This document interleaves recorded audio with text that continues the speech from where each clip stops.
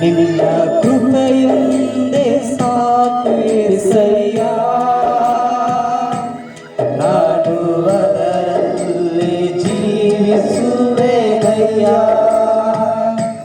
ನಿನ್ನ ಕೃಪೆಯೊಂದೇ ಸಾಕು యేసయ్య, ನಾನು ಅದರಲ್ಲಿ ಜೀವಿಸುವೆನಯ್ಯ. యేసయ్య యేసయ్యా, ನಿನ್ನ ಕೃಪೆ ನನಗೆ ಸಾಕು యేసయ్యಾ. యేసయ్యಾ యేసయ్ಯಾ, ನಿನ್ನ ಕೃಪೆ ನನಗೆ ಸಾಕು యేసయ్యಾ.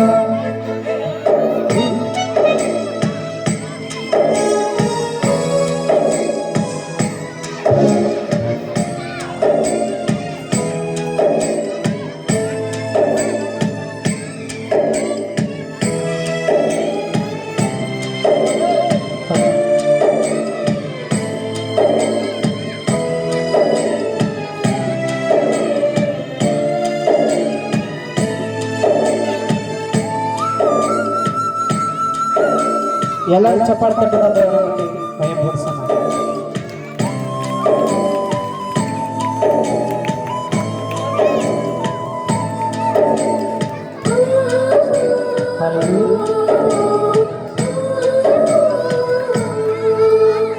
ನೀನು ನನ್ನನ್ನು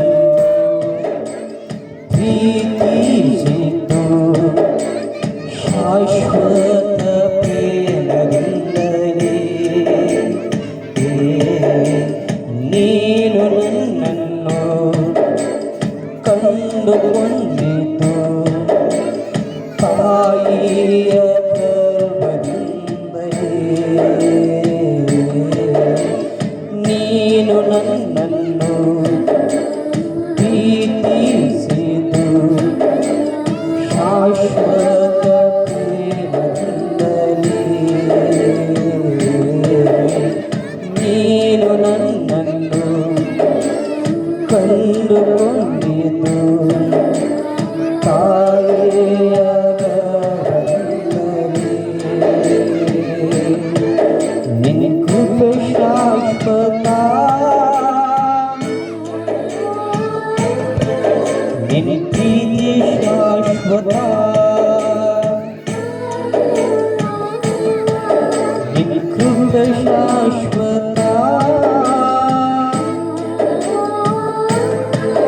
ನಿನ್ನ ಪ್ರೀತಿ ಶಾಶ್ವತ, ನಿನ್ನ ಕೃಪೆ ಶಾಶ್ವತ, ನಿನ್ನ ಪ್ರೀತಿ ಶಾಶ್ವತ, ನಿನ್ನ ಕೃಪೆ ಶಾಶ್ವತ, ನಿನ್ನ ಪ್ರೀತಿ ಶಾಶ್ವತ. యేసయ్యಾ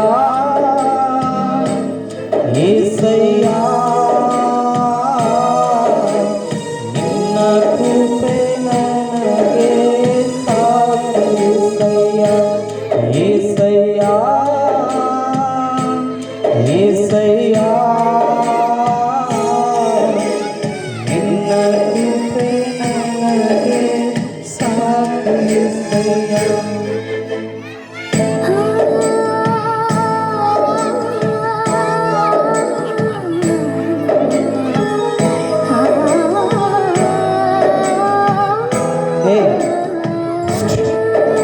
ಸುಮ್ಕೊಂಡ್ರೆ ಚಾಕ್ಲೇಟ್ ಕೂಡ ಮಾಡ್ಕೊಂಡು ಚಾಕ್ಲೇಟ್ ಕೇಕ ಬೇಕು ಬೇಡ ಸುಮ್ಕೊಂಡು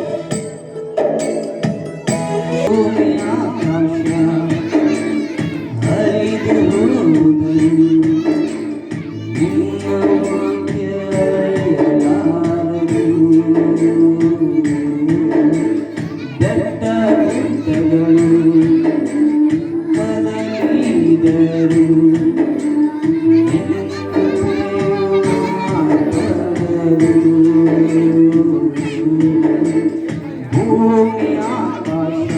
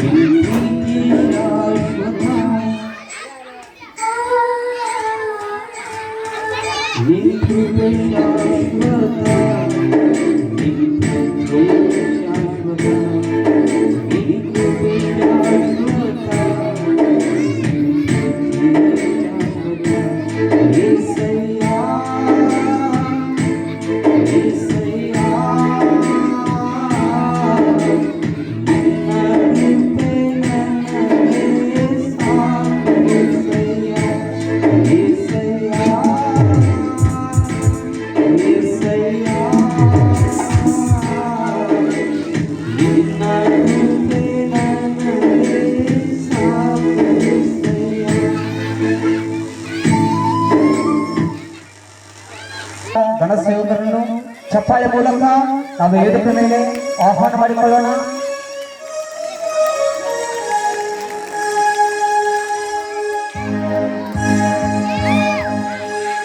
ಹಲ್ಲೆಲೂಯಾ. ಈಗ ನಮ್ಮ ಕನ್ನಡ ಸಭೆಯ ಹಿರಿಯರು ಆಗಿರುವಂತ ಶೆಟ್ಟಪ್ಪ ಮಾಂಗವರು ಎಲ್ಲೇ ಇದ್ರು ಜೇಮ್ಸ್ ಅಂತಾರೆ ಇಲ್ಲಿ ಅಡುಗೆ ಮಾಡುವ ಸ್ಥಳದಲ್ಲಿ ಬರುತ್ತೆ. ಹಲೋ ಎಲ್ಲರ ಸ್ವಾಗತ ಮಾಡಿಕೊಳ್ಳೋಣ.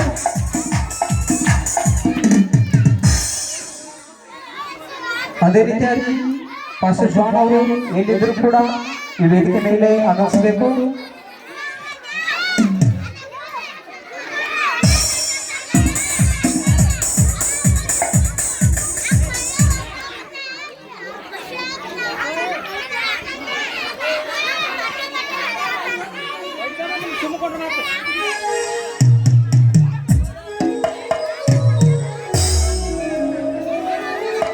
Hallelujah hallelujah. ಒಂದು ರಾಗವನ್ನು ಹಾಡಿ ದೇವರ ಮಹಿಮೆಪಡಿಸೋಣ. ನಾವೀಗ ಒಂದು ರಾಗವನ್ನು ಹಾಡಿ ಮುಂದಿನ ಸಮಯವನ್ನು ನಮ್ಮ ಮಧ್ಯದಲ್ಲಿರುವಂತ ಪಾಸ್ಟರ್ ಚಂದ್ರಶೇಖರ್ ಅಯ್ಯನವರಿಗೆ ಒಪ್ಪಿಸಿಕೊಡ್ತೇವೆ.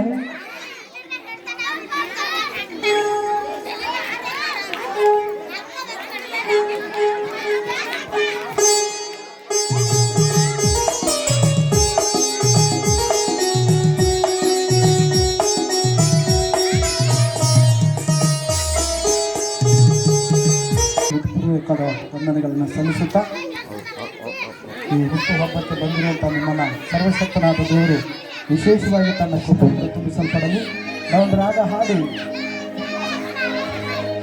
ಹಾಡಿ ಕರ್ತನನ್ನು ಗಣಪಡಿಸೋಣ.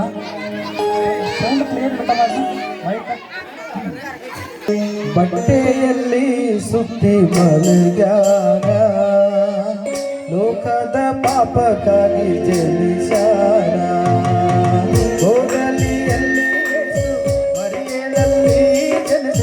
ಬಟ್ಟೆಯಲ್ಲಿ ಸುತ್ತಿ ಮಲಗ್ಯಾನ ಲೋಕದ ಪಾಪಕ್ಕಾಗಿ ಜನಿಸಾರ ಜೋ ಲಾಲಿ ಲಾಲಿ ಲಾಲಿ ಜೋ ಲಾಲಿ ಲಾಲಿ ಲಾಲಿ ನಗರ ಜಂಬ ಊರಿಗೆ ಗಬ್ರಿಯೇಲ ದೂತ ಬಂದರು ಕನ್ನೆ ಮರೆಯೇಲೆ ಅದರ ಬೆಳನ್ನ ಸಂತೋಷ ಸುದ್ದಿಯೊಂದು ತಂದಿರು ನಗರ ಜಂಬ ಊರಿಗೆ ಗಬ್ರಿಯೇಲ ದೂತ ಬಂದರು ಕನ್ನೆ ಮರೆಯೇಲೆ ಅದರ ಬೆಳನ್ನ ಸಂತೋಷ ಸುದ್ದಿಯೊಂದು ತಂದಿರುವೆ ದೇವರ ದಯವು ನಿನ್ನ ಮೇಲೆ ಕರ್ತನ ಆಶೀರ್ವಾದ ನಿನ್ನ ಮೇಲೆ ಲಾಲಿ ಲಾಲಿ ಲಾಲಿ ಲಾಲಿ ಲಾಲಿ ಲಾಲಿ ಗೋಡಲಿಯಲ್ಲಿ ಯೇಸು ಮರಿಯಳಲ್ಲಿ ಜನಿಸಿ ಬಟ್ಟೆಯಲ್ಲಿ ಮಲಗ್ಯಾನ ಲೋಕದ ಪಾಪಕ್ಕಾಗಿ ಜನಿಸಾರ ಜೋ ಲಾಲಿ ಲಾಲಿ ಲಾಲಿ ಜೋ ಲಾಲಿ ಲಾಲಿ ಲಾಲಿ ನೀನು ಗರ್ಭಿಣಿಯಾಗಿ ಮಗನನ್ನು ಪಡೆಯುವೆ ಎಂದರು ಆ ಹುಟ್ಟುವ ಮಗನಿಗೆ ಯೇಸುವಂತ ಹೆಸರಿಡಬೇಕು ನೀನು ಗರ್ಭಿಣಿಯಾಗಿ ಮಗನನ್ನು ಪಡೆಯುವೆ ಎಂದರು ಆ ಹುಟ್ಟುವ ಮಗನಿಗೆ ಯೇಸುವಂತ ಹೆಸರಿಡಬೇಕು ಆತನೇ ತನ್ನ ಜನರ ಪಾಪದಿ ಬಿಡಿಸಿ ಕಾಯುವ ದೇವ ಕುಮಾರ ಜೋ ಲಾಲಿ ಲಾಲಿ ಲಾಲಿ ಜೋ ಲಾಲಿ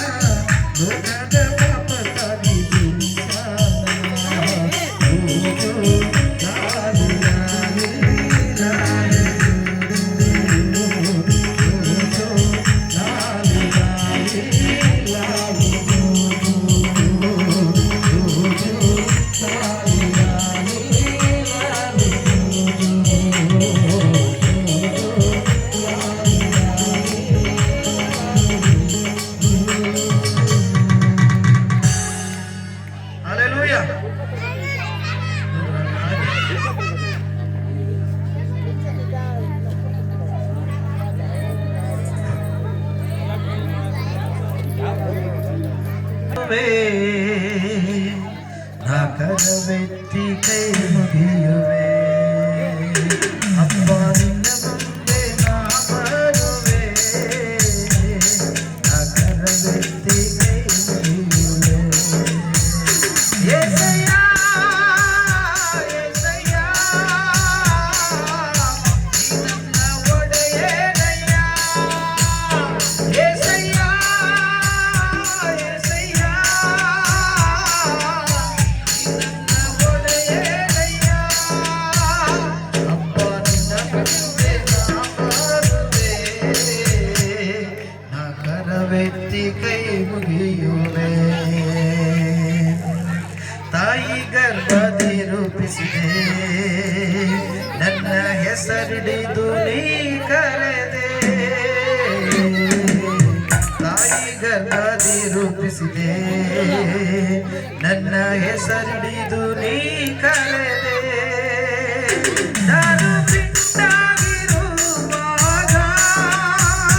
ನಿನ್ನ ಕಣ್ಣುಗಳು ನನ್ನ ತೋಡಿದವು ನಾನು ಬಿಟ್ಟಾಗಿರುವಾಗ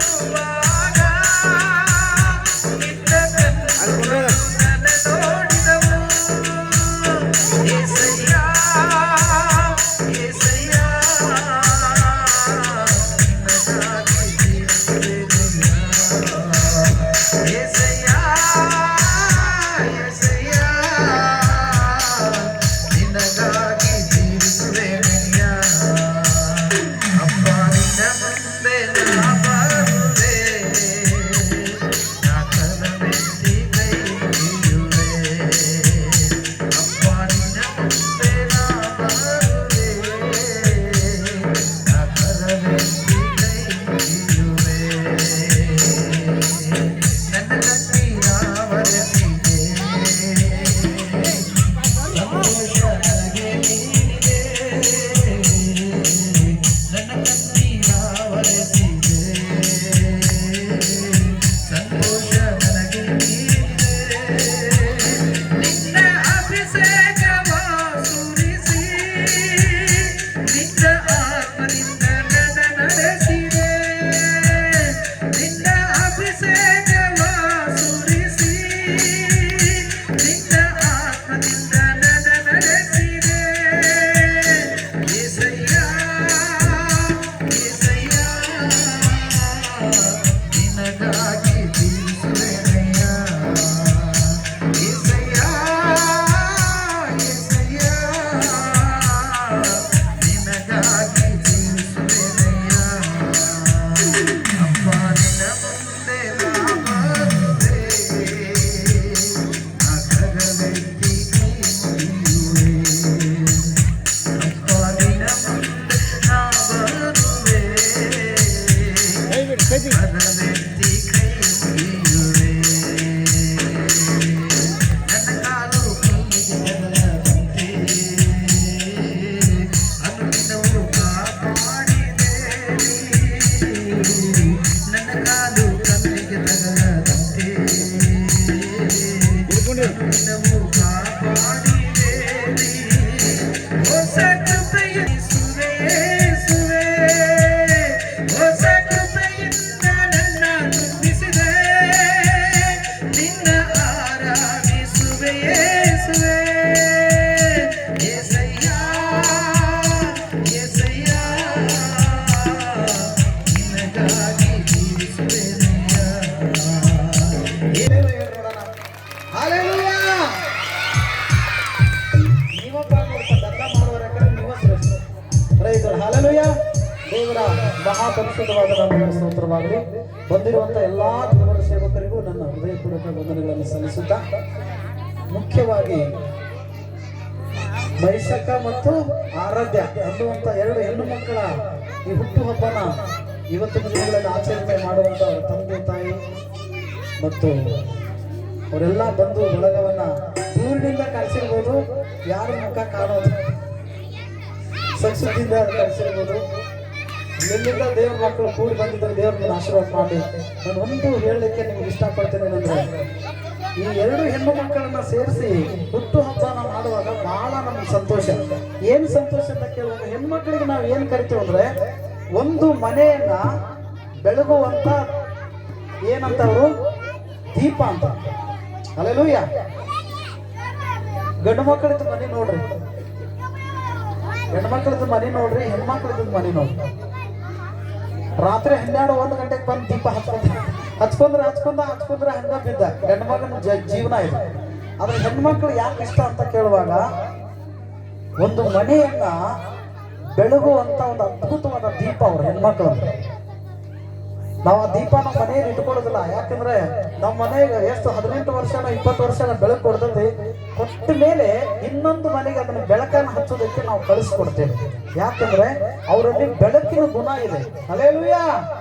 ಆ ಬೆಳಕಿನ ಗುಣನ ನೀವು ಯೋಚನೆ ಮಾಡ್ರಿ. ಏನಂದ್ರೆ ಅದು ಬೆಳಕ, ಆ ಹೆಣ್ಣು ಮಕ್ಕಳು ಬೆಳಕಾಗಿದ್ದಾರೆ. ಆ ಬೆಳಕ ಕೊಡೋದು ಗೊತ್ತು, ನಮ್ಮನ್ನ ಅವ್ರ ಕತ್ಲಾಗ ಕುಣಿಸೋದು ಗೊತ್ತು.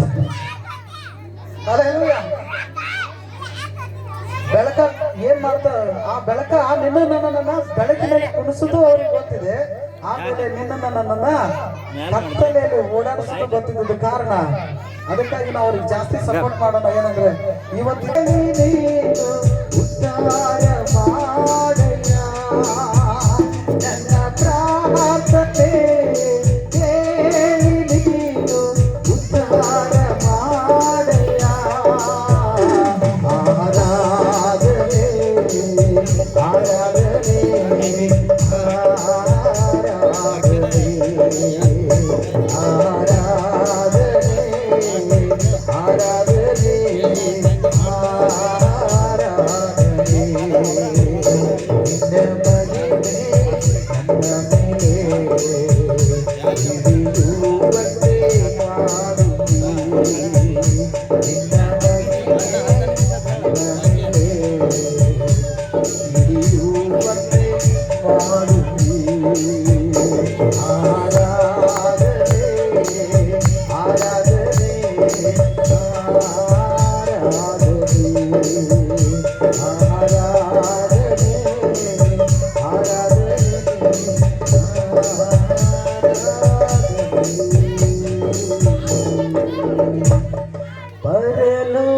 ಪರಲೋಕವೆಲ್ಲ ನಿನ್ನದೇ ಸಯ್ಯ, ನಾನು ಕೂಡ ಅಲ್ಲಿಗೆ ಬರುವೇನಯ್ಯ.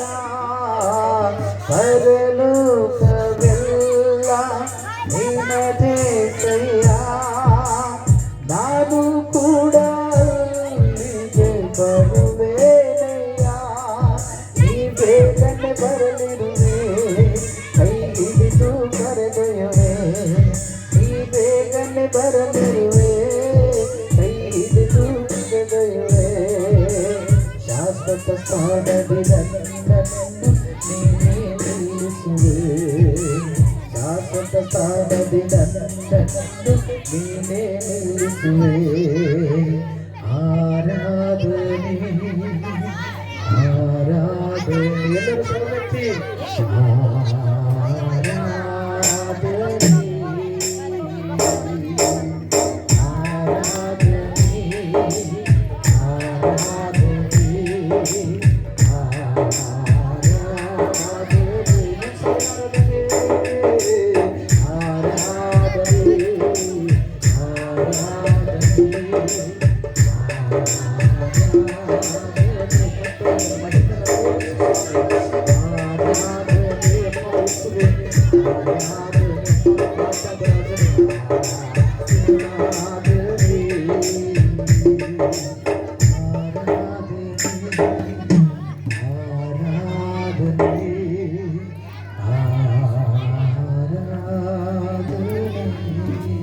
ಪರಿಶುದ್ಧಾತ್ಮ ದೇವರೇ, ಮುಂದಿನ ಎಲ್ಲ ಸಮಯಗಳನ್ನು ನಿಮ್ಮ ಕರಗಳಿಗೆ ಸಮರ್ಪಣೆ ಮಾಡ್ತಾ ಇದ್ದೀವಿ ಸ್ವಾಮಿ.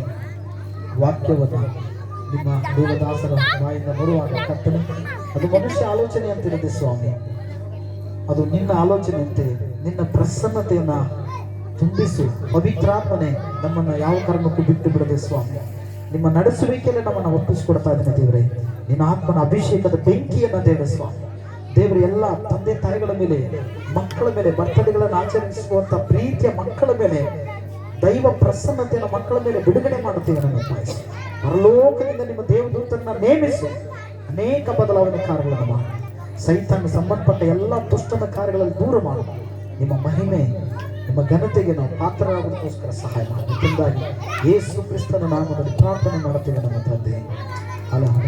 ಹಲ್ಲೆಲೂಯಾ. ದೇವರ ನಾಮಕ್ಕೆ ಸ್ತೋತ್ರವಾಗಲಿ. ಮುಂದಿನ ಸಮಯಗಳನ್ನು ದೇವರ ಸೇವಕರಿಗೆ ನಾವು ಬಿಟ್ಟುಕೊಡೋಣ. ಬಂದಿರುವಂಥ ನಮ್ಮ ಶಿವಾಜಿ ಸರ್ ಅವರಿಗೆ ನಾವು ಚಪ್ಪಾಳೆ ತಟ್ಟೋಣ ಮತ್ತು ನಮ್ಮ ಸ್ಥಳೀಯ ಸೇವಕರಿಗೆ ನಾವು ಚಪ್ಪಾಳೆ ತಟ್ಟಿ ಅವ್ರನ್ನ ಸ್ವಾಗತ ಮಾಡೋಣ. ಮುಂದೆ ವಾಕ್ಯಗಳನ್ನ ದಯವಿಟ್ಟು ವಾಕ್ಯಗಳನ್ನು ಹೇಳುವಾಗ ನೀವೇನು ಮಾಡ್ರಿ, ಸ್ವಲ್ಪ ಕಡೆ ಯಾರು ಹಲ್ಲೆಲೂಯಾ. ಆತನ ಮೇಲೆ ಹೆಚ್ಚಾಗುತ್ತಾ ಬಂತು.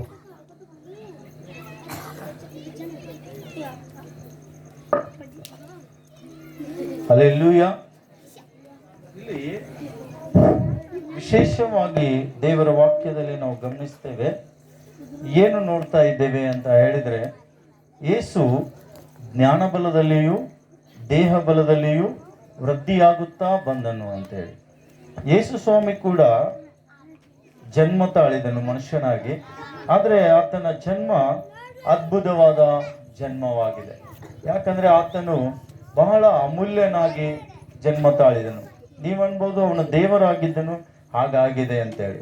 ಆದರೆ ಅವನು 100ಕ್ಕೆ 100 ಮನುಷ್ಯ ಕುಮಾರನು, 100ಕ್ಕೆ 100 ದೇವಕುಮಾರನಾಗಿದ್ದಾನೆ. ಈ ವಿಷಯಕ್ಕಾಗಿ ನಾವು ಪ್ರಾರ್ಥನೆ ಮಾಡಿ ಎಲ್ಲರ ಕಣ್ಗಳನ್ನ ಮುಚ್ಚೋಣ. ನಮ್ಮನ್ನು ಅತಿಶಯವಾಗಿ ಪ್ರೀತಿ ಮಾಡುವ ದೇವರೇ, ಹೌದು ಸ್ವಾಮಿ, ನಿನ್ನ ಜೀವಿತದ ಕುರಿತಾಗಿ ನಾವು ಓದುವಾಗ ಕರ್ತನೆ, ನೀನು ದೇಹ ಬಲದಲ್ಲಿಯೂ ಜ್ಞಾನ ಬಲದಲ್ಲಿಯೂ ವೃದ್ಧಿಯಾದ ವಿಷಯವನ್ನು ನೋಡ್ತೇವೆ.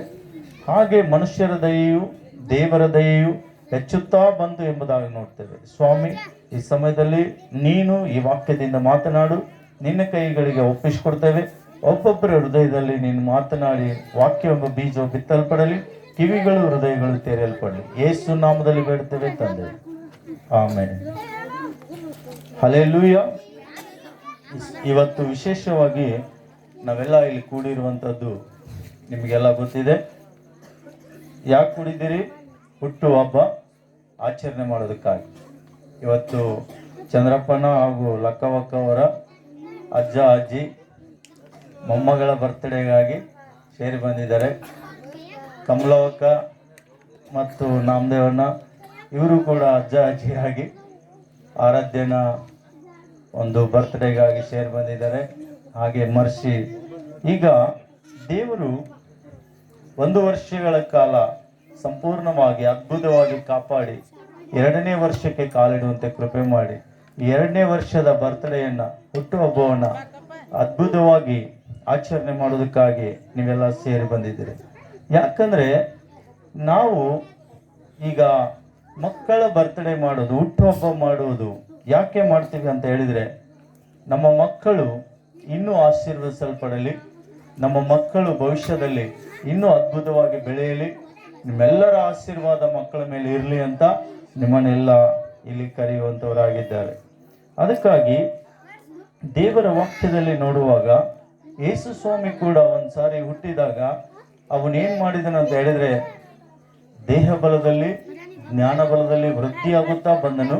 ಹಾಗೆ ಏನಾಯ್ತು ಅಂತ ಹೇಳಿದ್ರೆ, ಅವನ ಮೇಲೆ ದೇವರ ದಯೆ ಮನುಷ್ಯರ ದಯೆ ಎರಡನ್ನೂ ದೊರೀತು.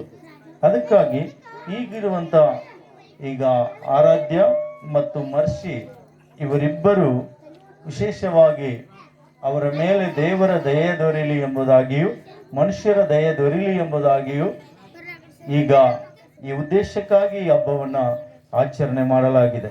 ಅದಕ್ಕಾಗಿ ಇವತ್ತು ಬಹಳ ಜನರು ಹಬ್ಬಗಳನ್ನು ಆಚರಣೆ ಮಾಡ್ತಾರೆ. ಎಲ್ಲದಕ್ಕೂ ಒಂದು ಹಬ್ಬ ಆಚರಣೆ ಮಾಡ್ತಾರೆ. ಯೋಬ ಕೂಡ ಪ್ರತಿದಿನ ಅವನು ಹಬ್ಬವನ್ನ ಮಾಡುವಂತ ಮನುಷ್ಯನಾಗಿದ್ದ. ಯಾಕಂದ್ರೆ ಅವನಿಗೆ ಸುಮಾರು 10 ಜನ ಮಕ್ಕಳು, 7 ಜನ ಗಂಡು ಮಕ್ಕಳು, 3 ಜನ ಹೆಣ್ಮಕ್ಕಳು. ಆದ್ರೆ ಪ್ರತಿ ಒಬ್ಬೊಬ್ಬರ ಮನೆಯಲ್ಲಿ ಒಂದೊಂದು ದಿನ ಹಬ್ಬ ಆಚರಣೆ ಮಾಡ್ತಿದ್ದ. ಈ ದಿನ ಬಂದ್ರೆ ಇವ್ರ ಮನೆಯಲ್ಲಿ ಹಬ್ಬ, ಇನ್ನೊಂದು ದಿನ ಬಂದ್ರೆ ಇವ್ರ ಮನೆಯಲ್ಲಿ ಹಬ್ಬ, ಹಾಗೆ ಎಲ್ಲಾ ಮಕ್ಕಳ ಮನೆಯಲ್ಲೂ ಹಬ್ಬ ಆಚರಣೆ ಮಾಡ್ತಿದ್ದ. ಯಾಕಂದ್ರೆ ನನ್ನ ಮಕ್ಕಳು ಎಲ್ಲಿಯಾದ್ರೂ ತಪ್ಪು ಮಾಡಿಯಾರು, ನನ್ನ ಮಕ್ಕಳ ಮೇಲೆ ಏನಾದ್ರೂ ಶಿಕ್ಷೆ ಬರಬಾರ್ದು, ನನ್ನ ಮಕ್ಕಳು ಈ ಹಬ್ಬ ಮಾಡೋದ್ರ ಮುಖಾಂತರವಾಗಿ, ಈ ಯಜ್ಞ ಮಾಡೋದ್ರ ಮುಖಾಂತರವಾಗಿ ನನ್ನ ಮಕ್ಕಳ ಮೇಲೆ ಆಶೀರ್ವಾದ ಬರಲಿ ಎಂಬುದಾಗಿ ಅವನು ಹಬ್ಬವನ್ನ ಮಾಡ್ತಿದ್ದನು. ಹಾಗಿರುವುದಾದ್ರೆ ಪ್ರಿಯರೇ, ಇವತ್ತು ನಾವು ನೀವುಗಳು ಸೇರಿ ಈ ಹಬ್ಬವನ್ನು ಆಚರಣೆ ಮಾಡೋದು ಮಕ್ಕಳ ಮೇಲೆ ಆಶೀರ್ವಾದ ಬರಲಿ ಎಂಬುದಾಗಿ, ಮಕ್ಕಳಿಗೆ ಒಳ್ಳೆಯದಾಗಲಿ ಎಂಬುದಾಗಿ ಇಷ್ಟೆಲ್ಲ ಪ್ರಯಾಸ ಪಟ್ಟು ಮಾಡ್ತಾ ಇರೋದು ಅದೇ ಕಾರಣವಾಗಿದೆ. ಅದಕ್ಕಾಗಿ ಎಲ್ಲದಕ್ಕೂ ಹಬ್ಬ ಮಾಡುವ ಹಾಗೆ ಈ ಒಂದು ಹಬ್ಬವನ್ನು ಕೂಡ ಆಚರಣೆ ಮಾಡಲಾಗಿದೆ. ಆದರೆ ದೇವರ ವಾಕ್ಯ ಕೀರ್ತನೆ 113:9 ವಾಕ್ಯ ಹೇಳ್ತದೆ, ದೇವರು ಯಾವಾಗಲೂ ಏನ್ ಮಾಡ್ತಾನೆ ಎಂಬುದಾಗಿ, ತನ್ನ ಮಕ್ಕಳಿಗೆ ಯಾವಾಗಲೂ ಒಂದು ಒಳ್ಳೆ ಕಾರ್ಯಗಳನ್ನ ಮಾಡ್ತಾನೆ. ಏನದು ಒಂದು ವಾಕ್ಯ ಓದ್ರಿ, 113:9 ಕೀರ್ತನೆ 113:9.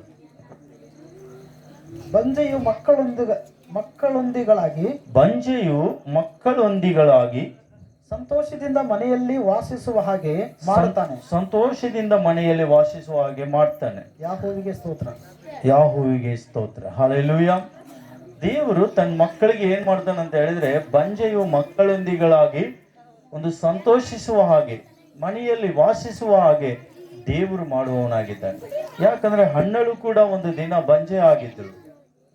ಹಣ್ಣಳಿಗೆ ಮಕ್ಕಳಿರ್ಲಿಲ್ಲ, ಆದ್ರೆ ಅವಳು ಬಹಳ ದುಃಖಕ್ರಾಂತಳಾಗಿ ಅಳ್ತಾ ಇದ್ದಳು. ಅವಳ ಸವತಿಯು ಏನ್ ಮಾಡ್ತಾಳಂತ ನೋಡಿದ್ರೆ, ಇವಳನ್ನ ಯಾವಾಗಲೂ ಪೀಡಿಸ್ತಾ ಇರೋದ್ರಿಂದ ಅವಳ ದುಃಖ ಸಹಿಸದೆ ಅವಳು ದೇವಾಲಯಕ್ಕೆ ಓಡಿ ಹೋಗಿ ಕಣ್ಣೀರನ್ನ ಸುರಿಸಿ ಪ್ರಾರ್ಥನೆ ಮಾಡ್ತಾಳೆ. ಬಹಳ ಒಂದು ವಯಸ್ಸಾದ ಮೇಲೆ ಬಹಳ ಮುಪ್ಪಾವಸ್ಥೆಯಲ್ಲಿ ಒಂದು ಮಗುವನ್ನ ಪಡಿತಾಳೆ. ಆ ಮಗುವಿಗೆ ಸಮುವೇಲ್ ಎಂದು ಹೆಸರಿಡ್ತಾಳೆ. ಆ ಮಗು ಜಗತ್ ಪ್ರಸಿದ್ಧವಾದ ಒಂದು ಮಗುವಾಗಿ, ಇಡೀ ರಾಜರಿಗೆ ನ್ಯಾಯ ತೀರಿಸುವಂತ ಮಗನಾಗಿ, ಪ್ರವಾದಿಯಾಗಿ ದೊಡ್ಡ ಒಂದು ಆಶೀರ್ವಾದವನ್ನು ಹೊಂದಿದ್ದನ್ನ ನೋಡ್ತೇವೆ. ಆದ್ರೆ ಅವಳು ಒಂದು ಕೆಲಸ ಮಾಡ್ತಾಳೆ. ಏನ್ ಕೆಲಸ ಮಾಡ್ತಾಳೆ ಅಂದ್ರೆ, ಹುಟ್ಟಿದ ತಕ್ಷಣ ದೇವಾಲಯದಲ್ಲಿ ಬಿಟ್ಬಿಡ್ತಾಳೆ. ಹಲ್ಲೆಲೂಯಾ. ಹಾಗೆ ನೀವು ಮಾಡ್ತೀರಾ? ಕೆಲವೊಬ್ಬರು ನಿಮ್ಮ ಮಕ್ಕಳನ್ನ ದೇವಾಲಯದಲ್ಲಿ ಬಿಡಂಗಿಲ್ಲ. ಯಾಕೆಂದ್ರೆ ದೇವಾಲಯಕ್ಕೆ ಕಳ್ಸಂಗಿಲ್ಲ, ಹೋಗ್ಲಿ ಸಂಡೇ ಸ್ಕೂಲ್ಗೂ ಕಳ್ಸಂಗಿಲ್ಲ. ಕೆಲವೊಬ್ರು ಏನ್ ಮಾಡಂಗಿಲ್ಲ, ದೇವಾಲಯಕ್ಕೆ ನಿಮ್ಮ ಮಕ್ಕಳನ್ನ ಕಳಿಸುವುದನ್ನ ನಿಲ್ಲಿಸುವವರಾಗಿರ್ತೀರಿ. ಆದ್ರೆ ದೇವಾಲಯದಲ್ಲಿ ಮಕ್ಕಳಿಗೆ ಸಿಗುವಂತ ಆಶೀರ್ವಾದ ಬಹಳ ದೊಡ್ಡದು. ಸಮುವೇಲನಿಗೆ ಸಿಕ್ಕ ಆಶೀರ್ವಾದ ಎಂಥದ್ದಾಗಿತ್ತು ಅಂತ ಹೇಳಿದ್ರೆ, ಜಗತ್ ಪ್ರಸಿದ್ಧವಾಗಿ ಒಬ್ಬ ದೊಡ್ಡ ಪ್ರವಾದಿಯಾಗಿ, ಅದ್ಭುತ ಒಂದು ಸೇವಕನಾಗಿ ಹೊರಹೊಮ್ಮಿದನು. ಅದಕ್ಕಾಗಿ ಪ್ರಿಯರೇ, ನಿಮ್ಮ ಮಕ್ಕಳನ್ನು ಕೂಡ ದೇವಾಲಯಗಳಿಗೆ ಕಳಿಸ್ರಿ. ಮಕ್ಕಳು ಬೆಳಿಬೇಕು, ಮಕ್ಕಳು ನಿಮಗೆ ಆಶೀರ್ವಾದವಾಗಿರ್ಬೇಕು. ಯಾಕಂದ್ರೆ ಬೈಬಲ್ ಹೇಳ್ತದೆ, ಏನ್ ಹೇಳ್ತದೆ ಅಂತ ಹೇಳಿದ್ರೆ, ಮಗು ಆಗಿರುವಾಗಲೇ ನೀವು ಆ ಮಗುವನ್ನ ತಿದ್ದಬೇಕು, ಸರಿ ಮಾಡಬೇಕು ಅಂತ. ಯಾಕಂದ್ರೆ ಒಂದು ವಾಕ್ಯ ಓದ್ರಿ, ಜ್ಞಾನೋಕ್ತಿ 22:6 ವಚನ.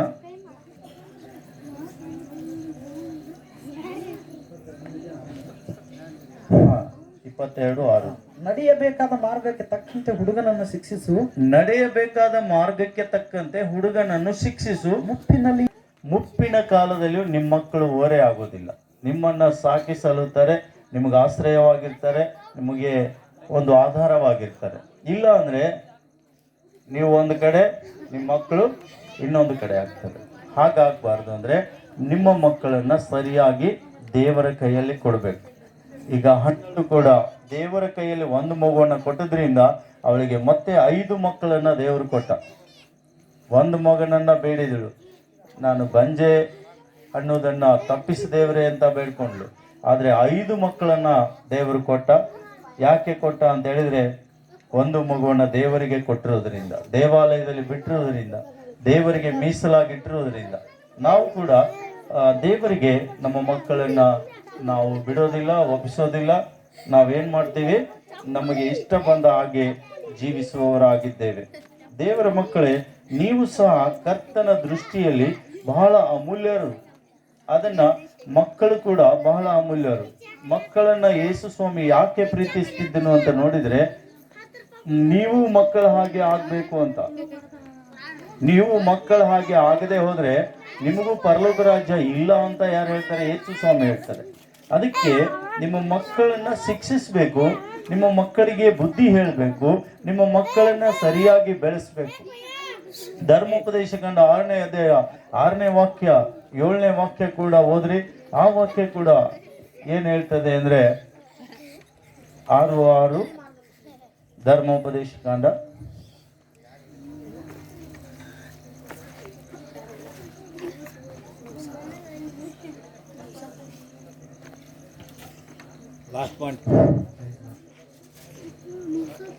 ಆರನೇ ವಚನ ಸರ್. ಹಾ, ನಾನು ಈಗ ನಿಮಗೆ ತಿಳಿಸುವ ಮಾತುಗಳು ನಿಮ್ಮ ಹೃದಯದಲ್ಲಿರಬೇಕು. ನಾನೀಗ ತಿಳಿಸುವ ಈ ಮಾತುಗಳು ನಿಮ್ಮ ಹೃದಯದಲ್ಲಿರಬೇಕು. ಇವುಗಳನ್ನು ನಿಮ್ಮ ಮಕ್ಕಳಿಗೆ ಅಭ್ಯಾಸ ಮಾಡಿಸಿ, ಇವುಗಳನ್ನ ನಿಮ್ಮ ಮಕ್ಕಳಿಗೆ ಅಭ್ಯಾಸ ಮಾಡಿಸಿ, ಮನೆಯಲ್ಲಿ ಕೂತಿರುವಾಗಲೂ, ದಾರಿ ನಡೆಯುವಾಗಲೂ, ಮಲಗುವಾಗಲೂ, ಏಳುವಾಗಲೂ ಇವುಗಳ ವಿಷಯದಲ್ಲಿ ಮಾತಾಡಬೇಕು. ಇವುಗಳ ವಿಷಯದಲ್ಲೇ ಮಾತಾಡ್ಬೇಕು. ದೇವರ ವಿಷಯನೇ ಮಾತಾಡ್ಬೇಕು. ದೇವರ ವಾಕ್ಯದ ವಿಷಯವನ್ನ ಮಾತಾಡ್ಬೇಕು. ಮಕ್ಕಳ ಮುಂದೆ ಎಲ್ಲ ನೀವು ಕಲಿಸ್ಬೇಕು. ಚಿಕ್ಕಂದಿನಲ್ಲಿ ಇದನ್ನೆಲ್ಲ ಮಾಡ್ಲಿಕ್ಕೆ ಸಾಧ್ಯ. ಯಾಕಂದ್ರೆ ಒಂದು ಗಾದೆ ಮಾತು ಹೀಗೆ ಹೇಳ್ತದೆ, ಗಿಡವಾಗಿ ಬಗ್ಗದ್ದು ಮರವಾಗಿ ಬಗ್ಗಿದೆ ಅಂತ. ಚಿಕ್ಕಂದಿನಲ್ಲಿ ನಿಮ್ಮ ಮಕ್ಕಳನ್ನ ನೀವು ಸರಿ ಇಟ್ಕೊಳ್ಳಿಲ್ಲ ಅಂದ್ರೆ ದೊಡ್ಡವರಾದ್ಮೇಲೆ ಅವ್ರು ಸರಿ ಆಗ್ತಾರಂತೆ ಎಂದು ತಿಳ್ಕೊಬಾರ್ದು. ಯಾಕಂದ್ರೆ ಮೊದಲೇ ನಿಮ್ಮ ಮಕ್ಕಳನ್ನ ನೀವು ಸರಿ ದಾರಿಯಲ್ಲಿ ತರಬೇಕೆಂಬುದಾಗಿ ಬೈಬಲ್ ಹೇಳ್ತದೆ. ಮಕ್ಕಳು ಕೂತಿರುವಾಗಲೂ, ಏಳುವಾಗಲೂ, ದಾರಿ ನಡೆಯುವಾಗಲೂ, ಮಲಗುವಾಗಲೂ ಎಲ್ಲಾ ಸಮಯದಲ್ಲಿ ಈ ವಿಷಯಗಳನ್ನ ನೀವು ಹೇಳುವವರಾಗಿರ್ಬೇಕು. ಹಲ್ಲೆಲೂಯಾ. ಎಫೆಸ 6:4 ಕೂಡ ಒಂದು ವಾಕ್ಯ ಹೇಳ್ತದೆ, ಬೇಗ ಹೋದ್ರೆ ಸಮಯ ಆಗಿದೆ.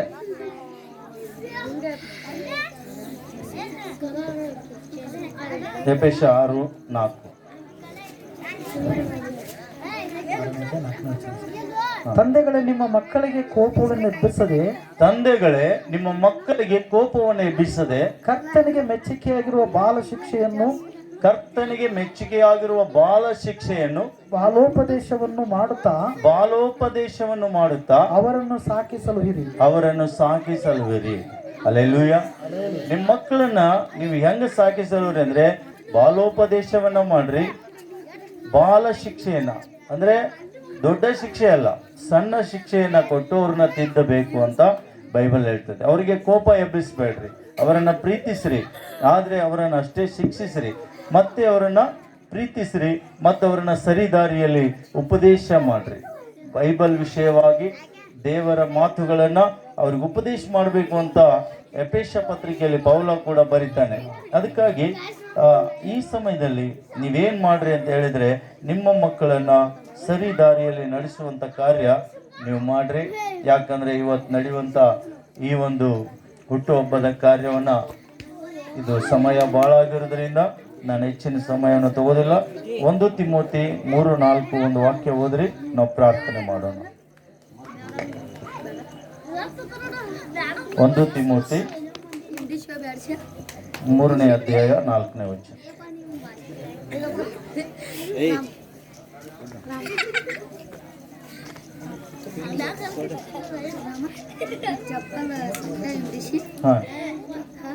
ತಿಮೋತಿ 3:4.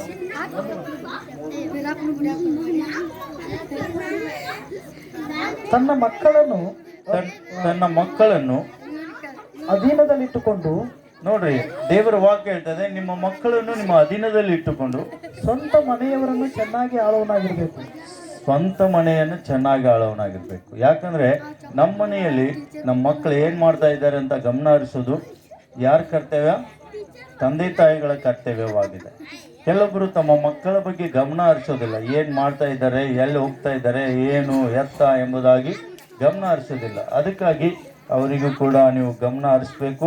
ಇನ್ಮೇಲೆ ವಿಶೇಷವಾಗಿ ಆರಾಧ್ಯ ಮತ್ತು ಮರ್ಷಿ ಈ ಮಕ್ಕಳ ಒಂದು ಜವಾಬ್ದಾರಿಯನ್ನ, ಮರ್ಷಿ ಜವಾಬ್ದಾರಿಯನ್ನ ಕೃಷ್ಣ ಹಾಗೂ ಪ್ರತಿಭಾ ಇವರು ಜವಾಬ್ದಾರಿನ ತಗೊಂಡು ಬೆಳೆಸುವಂತ ಜವಾಬ್ದಾರಿ ನಿಮ್ಮ ಕೈಯಲ್ಲಿದೆ.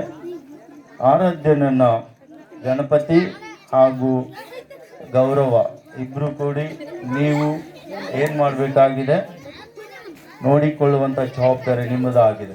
ಅದಕ್ಕಾಗಿ ದೇವರು ನಿಮಗೆ ಕೊಟ್ಟ ಬಹುಮಾನವಾಗಿದೆ. ದೇವರ ವಾಕ್ಯ ಹೇಳ್ತದೆ, ಗರ್ಭ ಫಲವು ಯೆಹೋವನ ಬಹುಮಾನ ಎಂಬುದಾಗಿ. ದೇವರು ನಿಮಗೊಂದು ಬಹುಮಾನ ಕೊಟ್ಟಿದ್ದಾರೆ ಅಂತ ಹೇಳಿದರೆ ಆ ಬಹುಮಾನವನ್ನು ಜೋಪಾನವಾಗಿ ಜವಾಬ್ದಾರಿಯುತವಾಗಿ ಬೆಳೆಸುವುದು ಅದು ನಿಮ್ಮ ಕೆಲಸವಾಗಿದೆ. ಅದಕ್ಕೆ ನೀವು ದಯವಿಟ್ಟು ನೀವು ವೇದಿಕೆ ಮೇಲೆ ಬರಬೇಕು. ಮತ್ತು ಈಗ ನಾವು ಚಂದ್ರಪ್ಪನ ಹಾಗೂ ಲಕ್ಕವಕ್ಕ, ನಾಮದೇವಣ್ಣ ಹಾಗೂ ಕಮಲವಕ್ಕ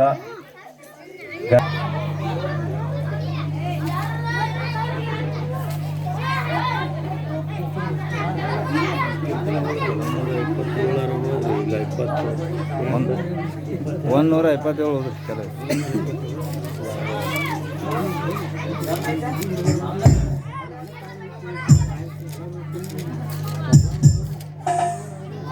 ವ್ಯರ್ಥ. ಯೆಹೋವನು ಪಟ್ಟಣವನ್ನು ಕಾಯದಿದ್ದರೆ ಕಾವಲುಗಾರನು ಅದನ್ನು ಕಾಯುವುದು ವ್ಯರ್ಥ. ಬೆಳಗಾಗುವುದಕ್ಕಿಂತ ಮುಂಚೆ ಏಳುವವರು ಹೊತ್ತು ಮೀರಿ ಮಲಗುವನು. ನೀವು ಆಹಾರಕ್ಕಾಗಿ ಇನ್ನೂ ಕಷ್ಟಪಡುವುದು ವ್ಯರ್ಥ. ಅದನ್ನು ತನ್ನ ಪ್ರಿಯರಿಗೆ ನಿದ್ರೆಯಲ್ಲಿಯೂ ಕೊಡುತ್ತಾನೆ. ಪುತ್ರ ಸಂತಾನವು ಯೆಹೋವನಿಂದ ಬಂದ ಸ್ವಾಸ್ಥ್ಯವು, ಗರ್ಭ ಫಲವು ಆತನ ಬಹುಮಾನವೇ. ಯೌವನದಲ್ಲಿ ಹಲ್ಲೆಲೂಯಾ. ಪಾರವ ಮತ್ತು ರಾಮಮ್ಮ ಸ್ಟೇಜ್ ಮೇಲೆ ಬರ್ರಿ.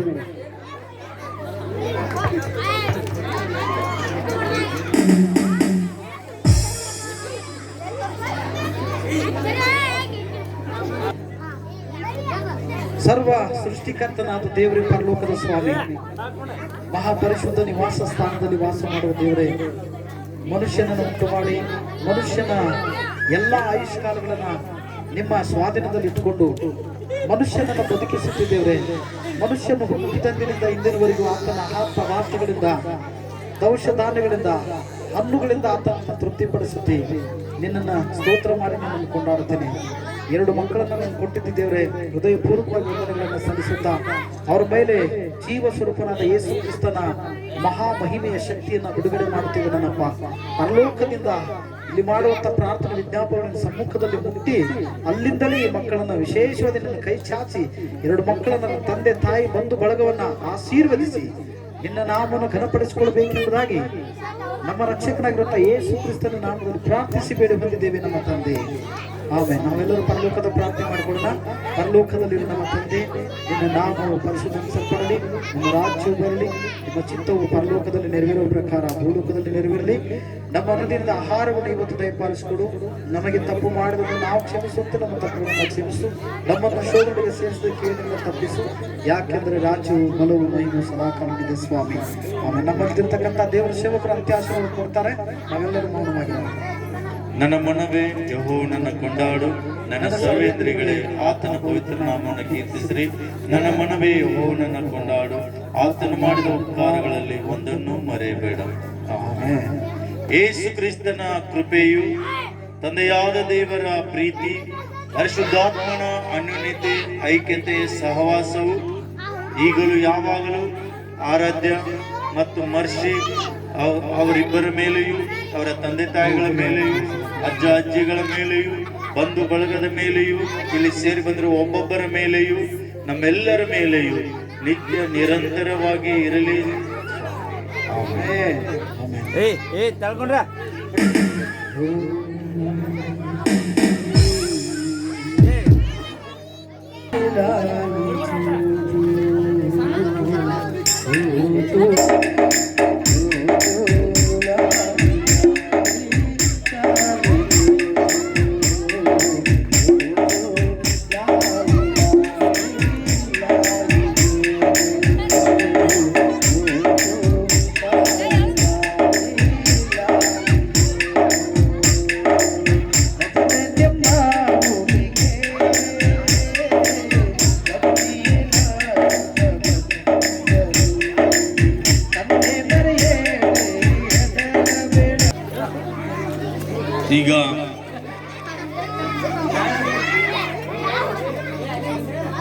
Hallelujah hallelujah hallelujah. ಎಲ್ಲರೂ ಕಣ್ಮುಚ್ಚ್ರೆ ಪ್ರಾರ್ಥನೆ ಮಾಡೋಣ ಇನ್ನೊಂದ್ಸರಿ. ಕಣ್ಮುಚ್ಚ್ರೆ, ಎಲ್ಲರೂ ಕಣ್ಮುಚ್ಚ್ರೆ ಪ್ರಾರ್ಥನೆ. ಕಣ್ಮುಚ್ಚ ಮೊದಲು. ನಮ್ಮನ್ನು ಅತಿಶಯವಾಗಿ ಪ್ರೀತಿ ಮಾಡುವ ತಂದೆ ಆ ದೇವರೇ, ಇಲ್ಲಿ ಬಂದಿರುವಂಥ ಎಲ್ಲ ನಿನ್ನ ಮುದ್ದು ಮಕ್ಕಳನ್ನು ಆಶೀರ್ವದಿಸ್ರಿ ಕರ್ತನೆ. ಇವ್ರು ಬೇಕಾದ ಜ್ಞಾನ, ಬೇಕಾದ ಕೃಪೆ ಕೊಡ್ರಿ.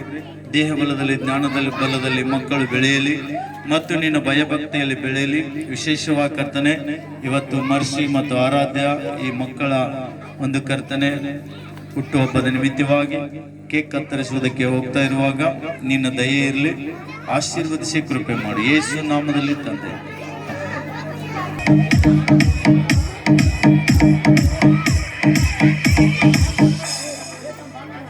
ಚಪ್ಪಚುಗೋ ಮತ್ತು ರುಕ್ಮಚುಗೋ ಹೇಳಿದ್ರು ನಿಮ್ಗೆ ಆಗಮಿಸ್ಬೇಕು. ಚಂಪವ ಮತ್ತು ರುಕ್ಮವ ಯಾವಾಗ ಬರುವ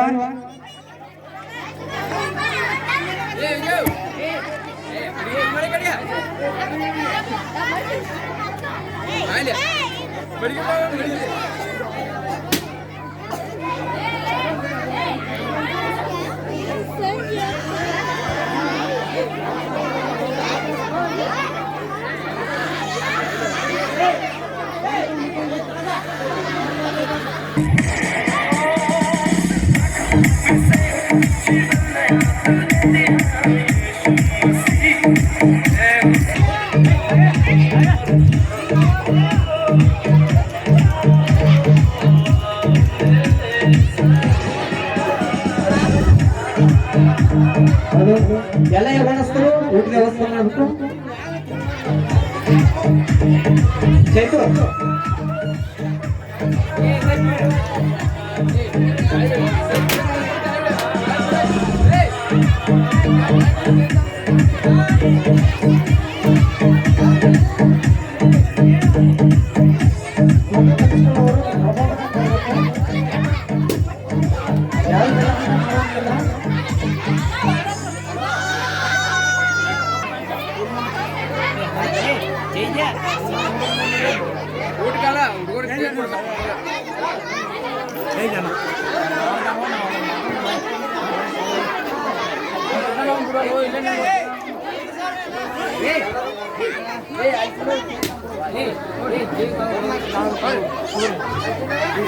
ಹಾಗೆ ಬಂದವರೆಲ್ಲರೂ ಊಟ ಮಾಡ್ಕೊಂಡು ಹೋಗ್ಬೇಕು. ಹಲೋ, ಯಾರು ಹಾಗೆ ಹೋಗ್ಬಾರ್ದ್ರೆ, ಎಲ್ಲರೂ ಊಟ ಮಾಡ್ಕೊಂಡು ಹೋಗ್ಬೇಕು. ಹೆಸರು ಹೆಸರು ಸೋಸಿದವ್ರಿಗೆ